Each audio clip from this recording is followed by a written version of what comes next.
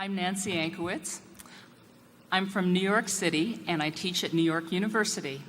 Mr. Buffett, I'd love to get your advice on something that's a little off the investing path, but that taps into your business experience and wisdom. I'm writing a book to help people of a more introverted nature get the recognition they deserve. What advice would you give to the quieter half of the population to help them raise their visibility in their careers? Well, that's a very good question, and I sort of faced that at one time.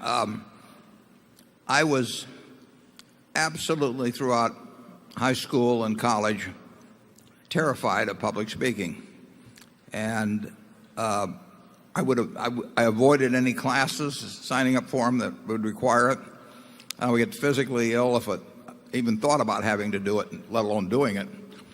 And I took a Dale, first of all, I signed up. I went down to a Dale Carnegie course when I was at Columbia and signed up for it, gave him a check for $100, went back to my room and stopped payment on the check. This is a real man of courage you're looking at up here. And then I came out to Omaha, and I saw a similar ad. I was at the Rome Hotel for you old-timers in Omaha on 16th Street, and I went down there. And this time I took $100 in cash and gave it to Wally Keenan, who some of you may know. He died some years ago, first time I'd met him. And I took that course, and when I finished that course, I went right out to the University of Omaha and volunteered to start teaching, knowing that I had to get up in front of people. I think the ability to communicate both in writing and orally is of enormous importance, undertaught. Most graduate business schools, they wouldn't find an instructor to do it because it would sort of be beneath them to do something so supposedly simple. But if you can communicate well, you have an enormous advantage. And to you who are talking to the group of introverted people, and believe me, I was in certain ways quite introverted, it's important to get out there and do it while you're young.